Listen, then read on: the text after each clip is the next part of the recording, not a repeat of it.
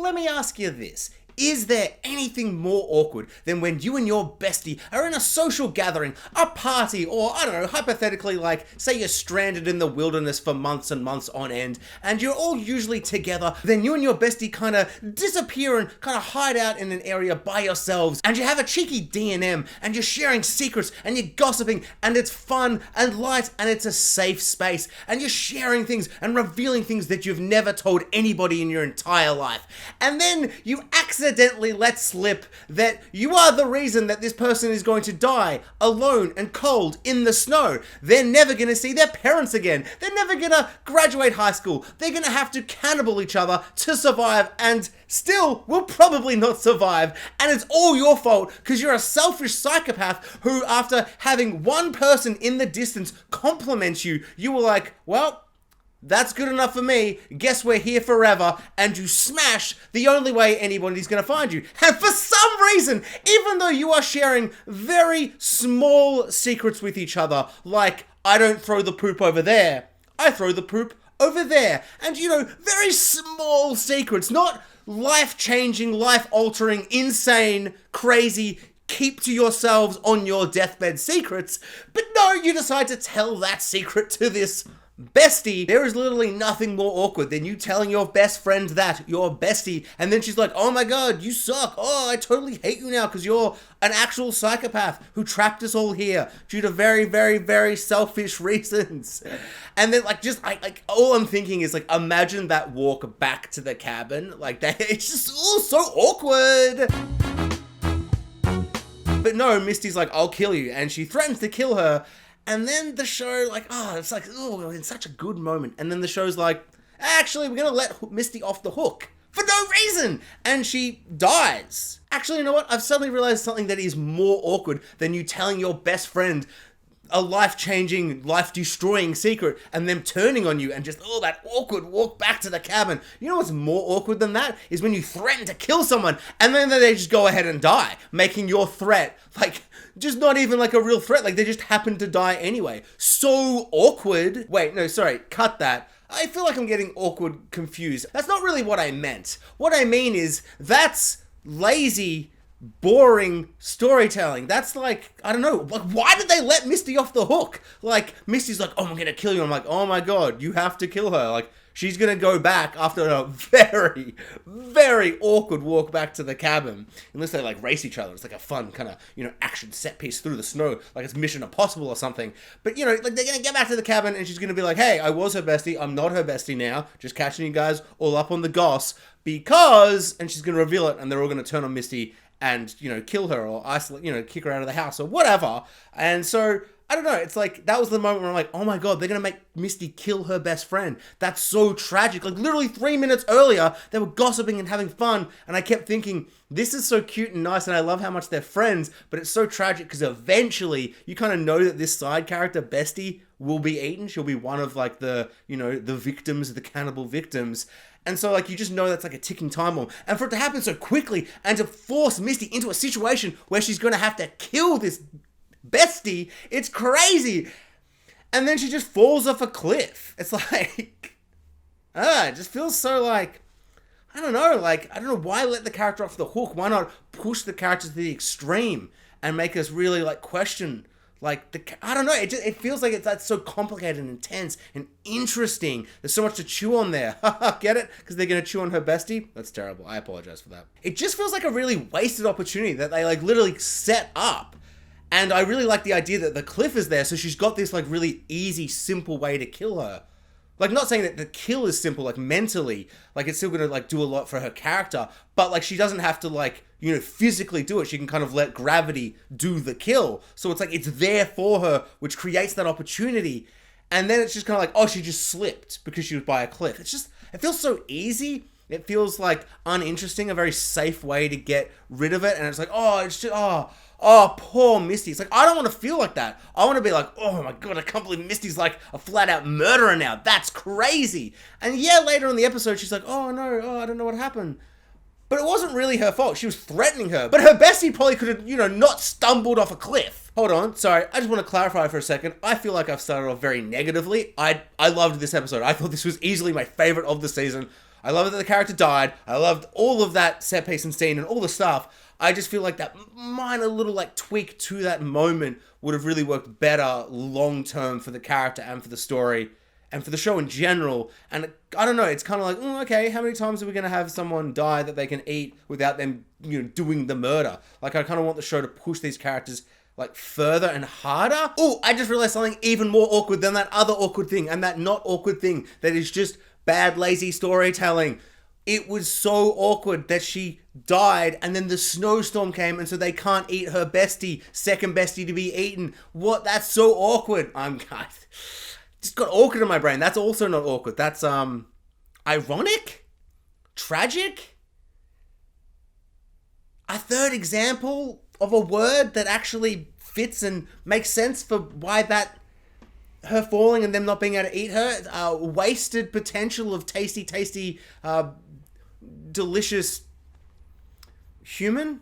So this episode finally did something that I've been waiting for essentially since the start of the season in terms of the purple cult, Lottie's purple cult, where the whole season, like that first episode, I was in because I'm like, what's up with the cult? And then since then, I feel like it's been kind of let down, disappointment.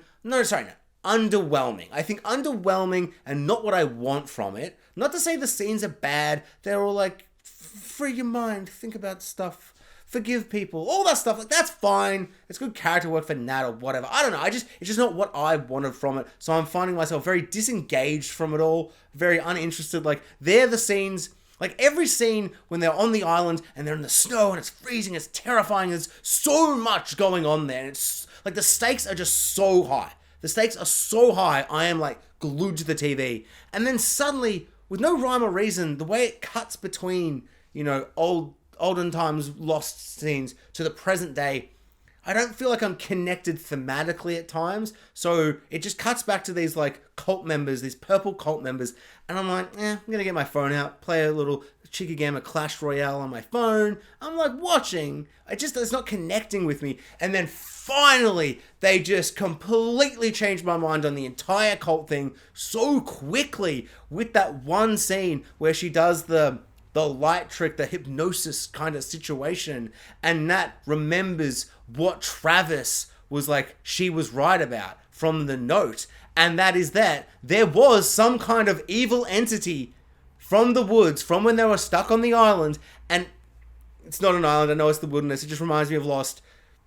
I'm sorry, I'm just going to keep saying that. So when they're like stuck in the wilderness, they had unlocked or unleashed some kind of entity, and it is still inside them or with them.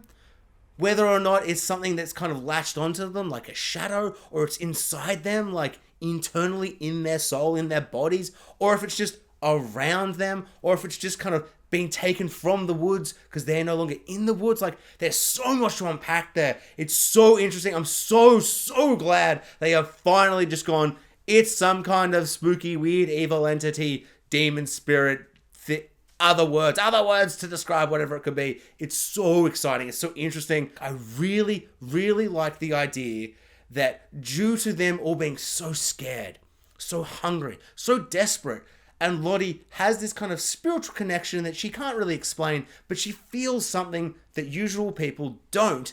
And she kind of starts utilizing that and using that. She becomes more of a leader in their group. And she starts kind of, just tapping into something. And there's those symbols, the symbols everywhere.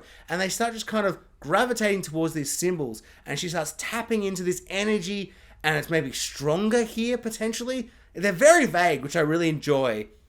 And I just love the idea that they're just due to desperation and nothing malicious, nothing evil, they might have locked onto some kind of spiritual energy that is malicious, that is evil, that is no good. Like, it's bad news, bro. And it's just like the idea that they have kind of tapped into something terrifying and awful and evil.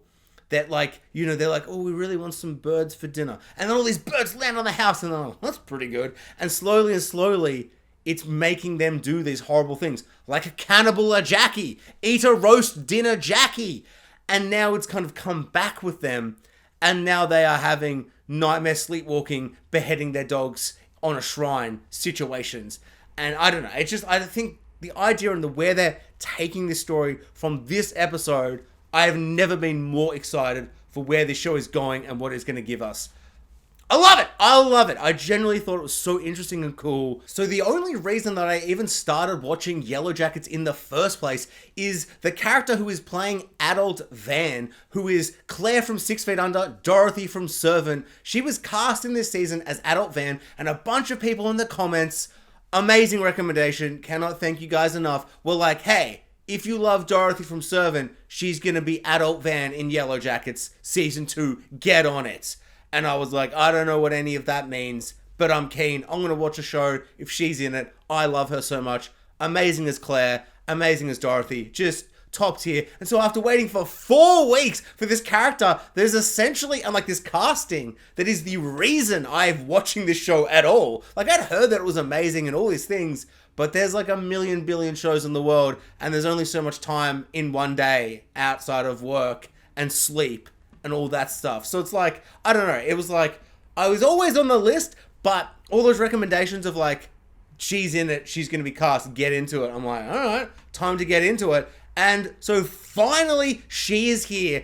And oh my lord, it was so exciting. And oh god, I wish I could talk about the things that happened in the episode relating to the story and the plot and the character, because there's so much juicy stuff to deal with. But I really couldn't get past like one aspect of like her character. Like I just couldn't get past it. And that is her job. She owns like a VHS store. VHS? Like I understand it's some kind of vintage retro hipster. Does hipster apply to this? I don't know. I don't know what that word means anymore. It's just like this very, like, I understand she's going for like this niche thing. And she's like, these guys walk in and she's like, oh, is this box like have a movie in it? Oh, I'm like a young guy.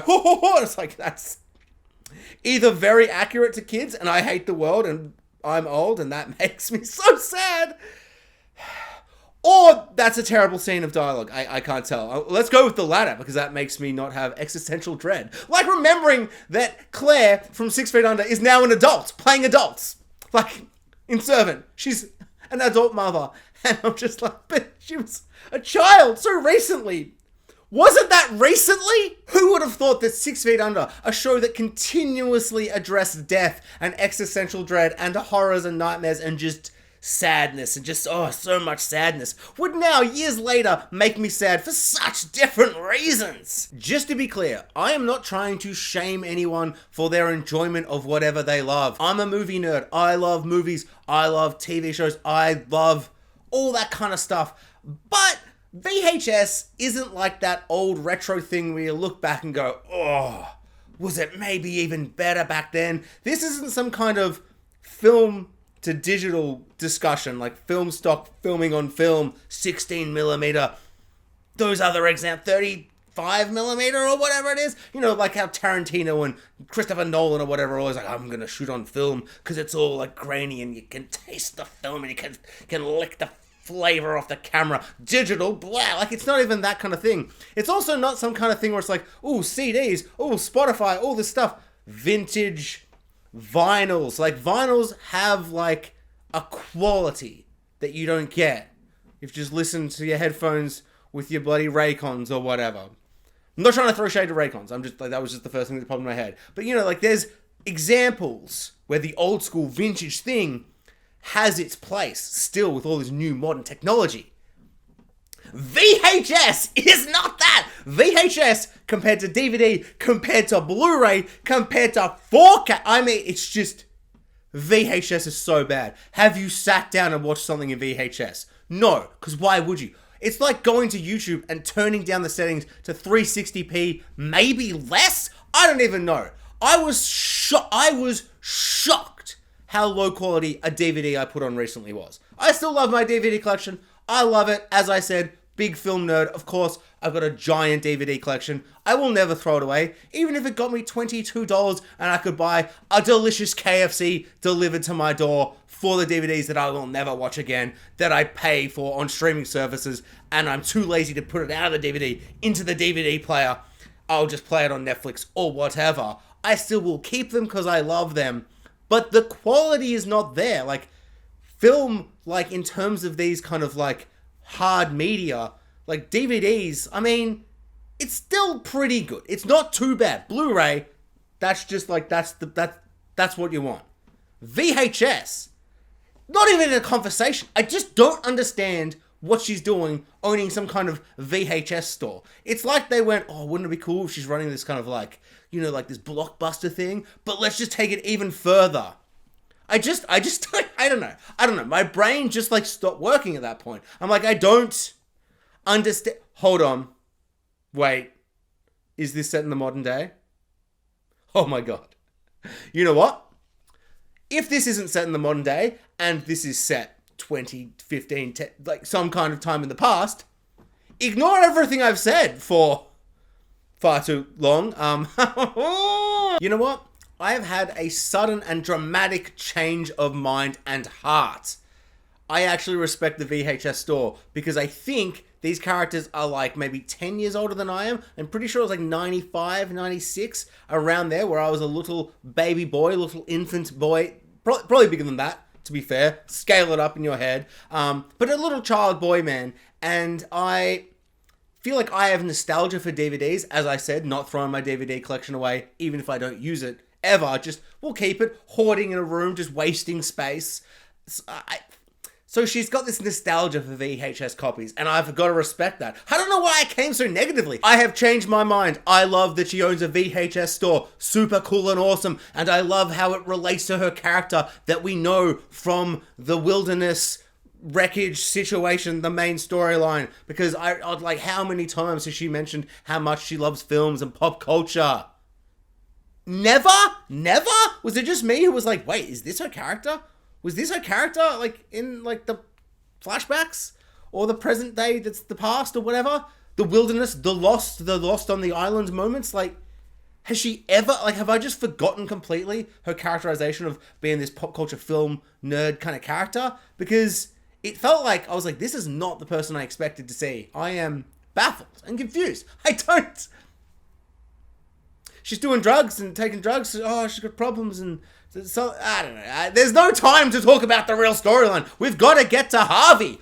Harvey spoke! So Harvey is back, and Silent Harvey is just freaking me out. Just really upsetting and terrifying. Just like, what happened with him? What is going on? Where was he? What was he doing? How did he eat? How did he survive? Like, there's just so many questions, so many thoughts I had, and it didn't occur to me until I read some of the comments from my last week's video where someone suggested that he could possibly have been resurrected by Lottie sacrificing the blood sacrifice, and he suddenly reappeared, and she kept saying that he was gonna be alive. He was gonna be alive. So was this some kind of blood sacrifice to this evil entity? I really love the idea that this evil entity, like, has one up on them. It's like, hey, I gave you, like, Harvey back. Like, he died and I brought him back. Like, now you owe me one. Maybe sacrifice some people and eat them in my name. You know, if it's not too much. Also, you won't starve if you do that. Like, so I don't know. It creates a really interesting energy there of just like, what does this mean?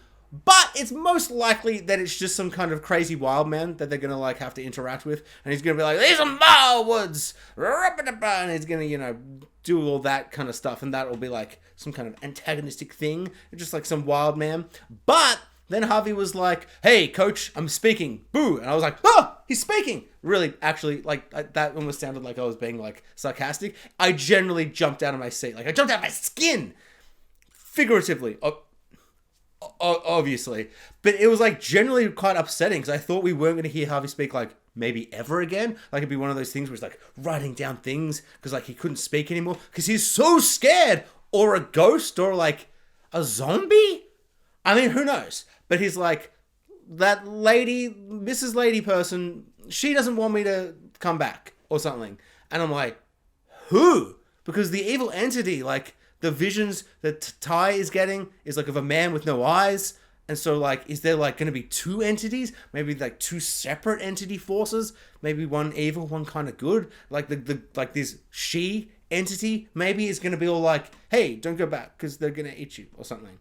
I don't know. It's just going to be a wild man, but a wild lady in the woods who's just like, don't go back there. Aren't we having fun here in my cabin where I live just normally on a regular day-to-day basis?